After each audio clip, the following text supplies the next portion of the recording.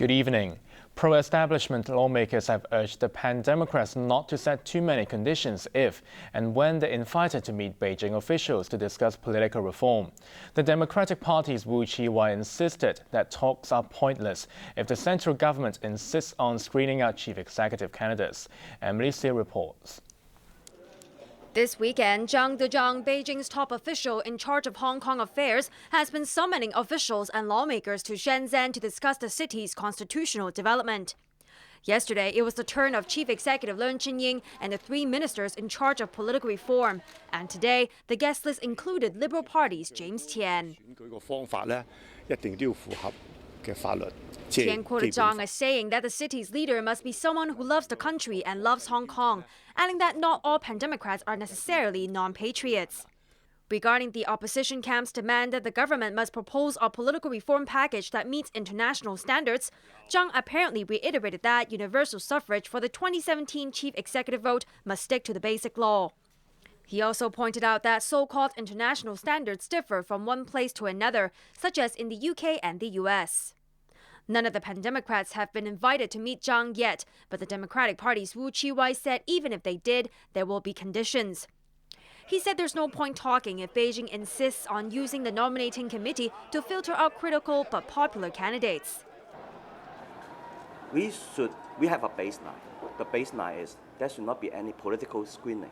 If the government would like to have further communication with general public in Hong Kong, and they have to show some sign that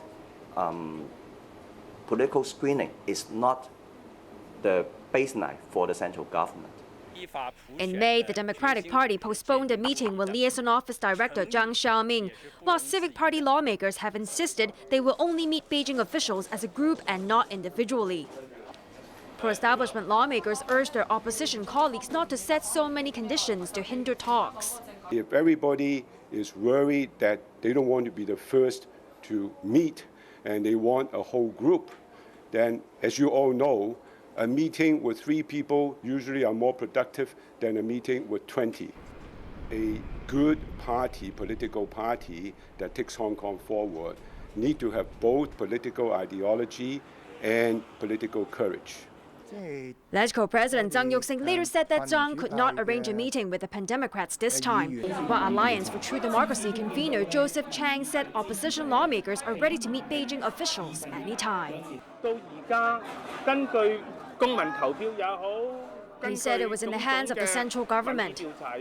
The government submitted its 2 political reform reports to the National People's Congress Standing Committee on Tuesday, and Beijing is expected to lay out legal principles either next month or in October to set the tone for the city's constitutional reform.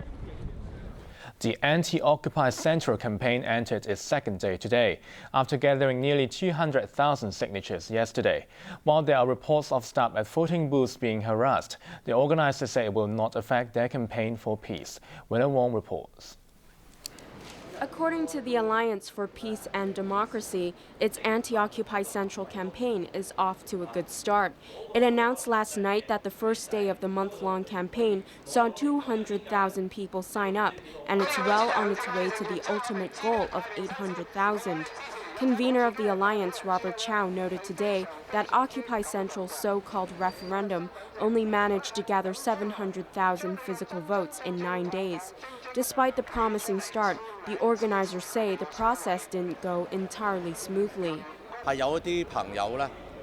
was upset to hear that some of our booths experienced harassment yesterday, Chow said.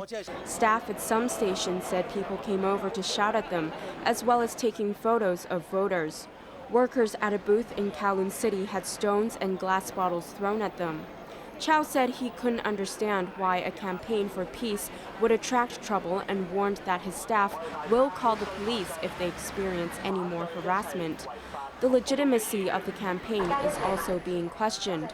One newspaper claims staff at certain booths did not ask for identification before people filled in their forms. leader of student group Scholarism, which staged a rehearsal for Occupy Central on the 1st of July, came out to complain about the campaign. I think the number of signatures is not really a fact because some people, they do not know what's Occupy Central, or even one person will sign for, I think, 20 signatures. I think it's not really a fact. Yeah. Chow explained that due to the rushed schedule, some staff may not have been properly briefed about the procedure or may have seen someone they knew and forgot to ask for identification. He said all staff were reminded last night that the proper identification procedures must be followed, no matter what. However, he insisted that only a very small number of forms had this problem, and they can be removed. Winna Wong, ATV News. Former Chief Secretary Anson Chan and Democratic Party founder Martin Lee say their week-long visit to the UK was fruitful and encouraging. Shame on you, chanted dozens of protesters that gathered outside the airport this afternoon as they condemned local political heavyweights Anson Chan and Martin Lee for complaining to top British officials about the problems surrounding its former colony's political reform. The demonstrators accused Chan, Hong Kong's former number 2 official, and Lee, who founded the Democratic Party, of being traitors. However, the political stalwarts appeared unfazed as they briefed reporters on what they had achieved during their week in Britain. They described their trip as productive and encouraging, as they were given the chance to express their concerns over Beijing's growing influence in the former British colony, something they had wanted to bring to the attention of the UK government. Their visit came as British Prime Minister David Cameron came under heavy criticism from pro-democracy activists for not speaking out about Beijing's controversial white paper on Hong Kong when Premier Li Keqiang was visiting last month. They accused Cameron of staying quiet because Li was in the country to sign $184 billion worth of trade deals, even though Beijing's white paper, which asserts complete authority over the SAR, breaches the 1984 Sino-British Joint Declaration. Is that the British government has an undoubted responsibility towards Hong Kong. The British policy on Hong Kong can be summarized in 3 words: more China trade. This is shameful. They have to make up their minds and see whether, because of China trade, they will just kowtow. Chan said it's especially encouraging that Deputy Prime Minister Nick Clegg had promised them that Britain will honor its 1984 pledge to mobilize the international community and pursue every legal and other avenue available if China violates the one country, two systems principle. In a related development, Henry Tang, the former number 2 official under then Chief Executive Donald Tsang, waded into the debate over the city's political reform today. He urged Leung Chun-ying's administration to beg to listen to the views of the people after hundreds of thousands took to the streets during the July 1st pro-democracy mass rally. Tang, however, is not optimistic Hong Kong can achieve genuine universal suffrage for the 2017 chief executive election. It is not easy. I do not expect we will get total consensus, but I do hope that everyone can be realistic and practical and achieve a 2/3 majority in LegCo so that we can continue to implement the one man, one vote for the chief executive in 2017. Tang, who lost the race for the top job to Leung in 2012, reiterated that he has no interest in running again in 2017. Financial Secretary John Tsang warned today of a property bubble due to a rise in demand for smaller and cheaper flats. Bolan reports. Once a quiet village, Feng Yun in Tai Po is now swarming with busloads of prospective buyers for Montvert, a new high-rise development right next door. But none of the prospective buyers will be allowed to inspect the actual flats, as developer Cheung Kong argues that it's not safe to let anyone into the building site. While that might be breaking the law, the buyers don't seem to care as they're drawn to the relatively cheap asking price, tiny studio flats with no kitchens for a mere $2 million. As more developers adopt a downsizing strategy to make new flats seem cheaper, the government was quick to warn the public of the risks involved. Writing in his blog today, Financial Secretary John Tsang said he's noticed the demand for the tiny flats is growing. He pointed out that once the property market goes into recession, buyers may suffer if they can't keep their financial commitments. He urged people taking out mortgages to pay attention to the bank's interest rates. On a related note, Tsang said he's relieved to see the double stamp duty bill passed by lawmakers in the 11th hour last week. The property cooling measure had been in place since February last year, but the government has finally put it into the law to show its determination to bring down home prices. The finance chief insisted the double stamp duty and other levies aimed at curbing speculation are necessary to counter the risks of a market bubble and uphold Hong Kong's financial stability. But many local and overseas businesses still fear their operations will be disrupted if the Occupy Central protest goes ahead and the financial district streets are blocked. Even former Monetary Authority Chief Joseph Yam waded into the debate today. Yam said it's hard to predict the impact of the protest, although he admitted it may cause long-term damage if the world sees Hong Kong as an unreliable place to do business in. The central banker added that he doesn't want to see that happen, but so far he hasn't heard of any foreign businesses pulling out because of the looming protest. Berlin, ATV News. Overseas, Ukrainian rescue workers say they've recovered 196 bodies from the wreckage of the Malaysia Airlines plane that crashed last week. But Kiev has accused pro-Russian militiamen at the site of the crash of trying to destroy evidence of an international crime. Anne-Marie Sim reports. Observers from the OSCE security agency moved gingerly through fields reeking of the decomposing corpses of those on board Malaysia Airlines Flight 17, trying to secure the sprawling site in the hope that a credible investigation of the disaster can be conducted. But their access was again hampered by armed men from the forces of the self-declared People's Republic of Donetsk, who questioned the authority of the Western-funded group, which is often accused of meddling in Russian affairs. The deputy head of the OSCE mission made it clear to the separatist leader on site that they had permission to be there. I have an agreement with your minister. If you say me that you do not respect it, I will not run against your order, but I will report back to your minister. The observers complained about over-vigilant self-defense fighters at the scene, but admitted they were providing security. Well, obviously, the time spent there today was longer than yesterday. And in addition, we were able to traverse a far larger area than yesterday. Having said that, our cars were denied access on the road leading through the crash area. Hence, we had to access by foot. But again, we did see a larger area. There's very little security on the perimeter of the crash site. We did notice that when you arrived today, there was a cordon of armed security personnel on both sides of the roadway. Some of them masked and armed. We didn't feel any harassment this time as we did yesterday, but it was somewhat of an intimidating environment nonetheless. Securing the site and preserving evidence is crucial for investigators to try to piece together what and who caused the airliner to crash.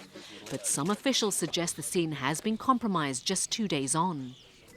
As the operation to recover bodies continued, Ukraine claims the rebels, who Kiev and the US have accused of blowing the plane out of the sky with a missile, have removed dozens of bodies from the site and taken them to a morgue in the rebel-held city of Donetsk. But the rebels, locals who object to the Western-backed overthrow of the previous government, say they have not touched the site. The OSCE thinks otherwise. We observed for the first time today bodies being removed and packed into body bags. Typically, these bags were placed on both sides of the closed roadway. As some of you observed, some of the bags were open and exposed to the elements. We don't quite know why. The fragments of flight MH17 and the bodies of victims in the tragic crash were scattered over a space of several square kilometers, including a residential area in eastern Ukraine. On the first day, I removed everything. It smelled too much in the yard, and those pieces that were here I carried to the site of the crash, this resident said. The Boeing 777 was flying from Amsterdam to Kuala Lumpur. It fell between the East Ukraine regions of Luhansk and Donetsk on Thursday. All 298 people died. Both Ukraine and the rebels accuse each other of shooting it down. The Russian Defense Ministry has accused the West of waging an information war against Moscow. It has challenged Ukraine to produce details of what its anti-aircraft systems were doing at the time, since its army is equipped with exactly the same kind of missile launchers Kiev accuses the rebels of using to shoot down the plane. Russia also blames the West for the current chaos in Ukraine, which erupted after the US and EU helped overthrow the elected government earlier this year. At least 40 Palestinians were killed overnight as Israel escalated its offensive on the Gaza Strip. That takes the Palestinian death toll in the nearly 2-week-long conflict to almost 400. Here's Bo Leung. With no truce in sight, Israel continues to pound Gaza with airstrikes. On the ground, more troops are being sent into the Palestinian territory, backed by mortar fire. Gaza residents say it's the heaviest shelling since the fighting began almost 2 weeks ago. Hundreds of Palestinians have been killed and more than 2,000 wounded. In retaliation, Hamas militants have been firing rockets into Israel, although their effect is nowhere near as devastating. Occupation no more! There's been outrage across the world to the latest assault on the Gaza Strip. In London, England, about 15,000 protesters marched from Downing Street to the Israeli embassy, calling for an end to Israel's military action. There were similar scenes in Sydney, Australia. Well, everybody angry, and if you're not angry, you're not human. We're talking about humanity. We support all the human beings everywhere around the world. Hundreds of Israeli peace activists and supporters gathered in Tel Aviv. I believe that it's very important to resist this military operation, this war, the carnage in Gaza, because it's unnecessary and it's inhumane. In France, pro-Palestinian protesters clashed with police during a rally. The protest in Paris was banned by French President François Hollande after demonstrators tried to storm 2 synagogues last week, but the rally went ahead anyway. Bo Leung, ATV News. Sport news. Rory McIlroy is swinging closer to a win at the British Open after stretching his lead to 6 after the 3rd round. It was a wet and rainy start at Royal Liverpool Golf Club in Hoylake, but that didn't stop Rory McIlroy from widening his lead by 6 shots at the British Open. Once again, the Northern Irishman began the round with a bogey, but came back with birdies on the 5th, 11th and 14th holes. McIlroy was tied at 12 under with American Ricky Fowler, but gained a huge advantage with this eagle putt on the 16th. The 25-year-old then rounded off a spectacular 3rd round by eagling the 18th to cut a total of 16 under 200. Fowler, who is the only player to finish in the top 5 in both majors this season, made 8 birdies and 4 bogeys. The American finished today with a 10 under 206. Sergio Garcia of Spain recovered from a bad start and is 7 shots adrift. He's joined by Dustin Johnson at 9 under. In cycling, riders took on huge summit climbs in the Alps during the 14th stage of the Tour de France from Grenoble to Rissol. Poland's Rafał Majka powered away from a strong group of 17 cyclists and managed to hold off the chasing pack to win the race. Vincenzo Nibali of Italy finished 24 seconds behind. The Italian's overall lead has been extended to 4 minutes and 37 seconds. Finally, the weather forecast for the next few days. Mainly fine apart from isolated showers. Tomorrow, temperatures will range from 28 to 32 degrees. Here's a look at the weather around the world.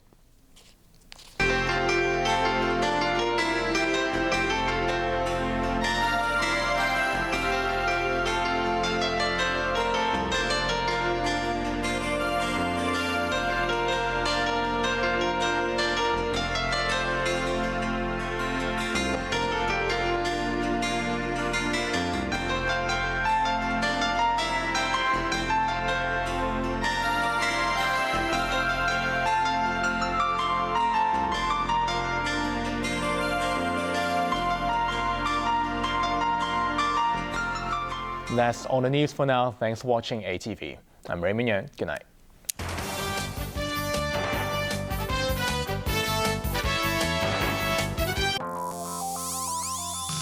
Coming up, Newsline.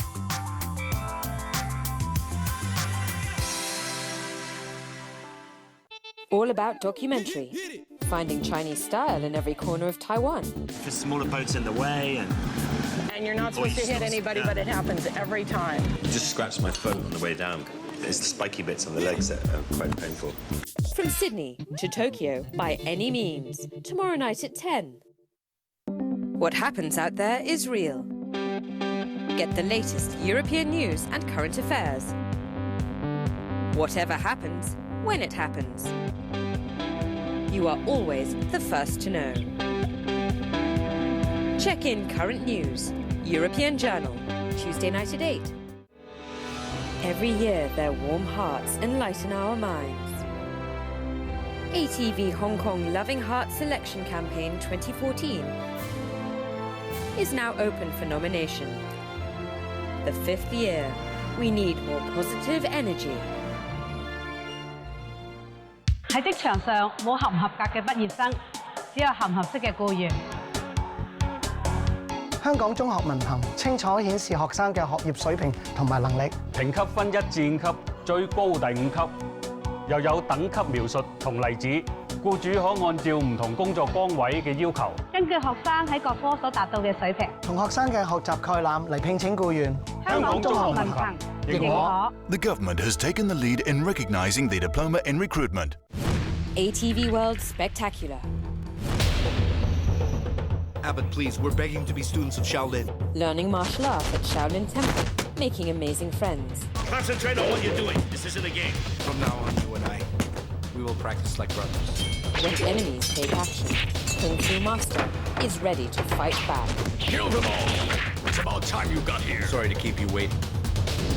Kung Fu Master Revenge 1, Wednesday night at 8:30. 山美，水美，人更美。走遍大地神州，最美多彩贵州。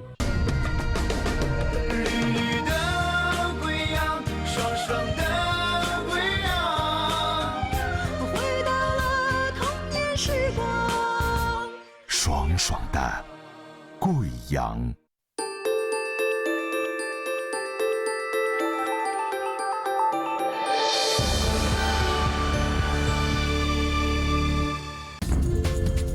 This program only reflects the personal views of the program hosts and/or the individual contributors.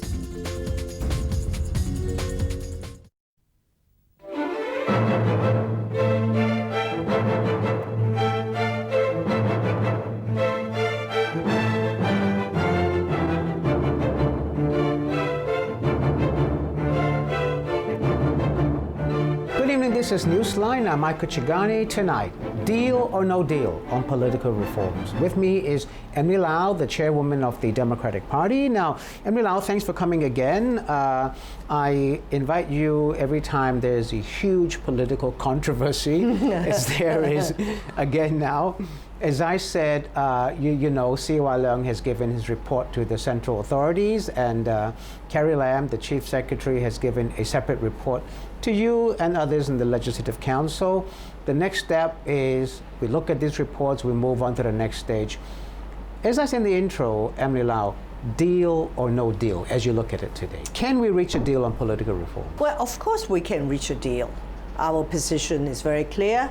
We would like to have an election for the chief executive, which is by universal suffrage and a genuinely democratic election, whereby there will be no unreasonable restrictions and the voters will have a genuine choice.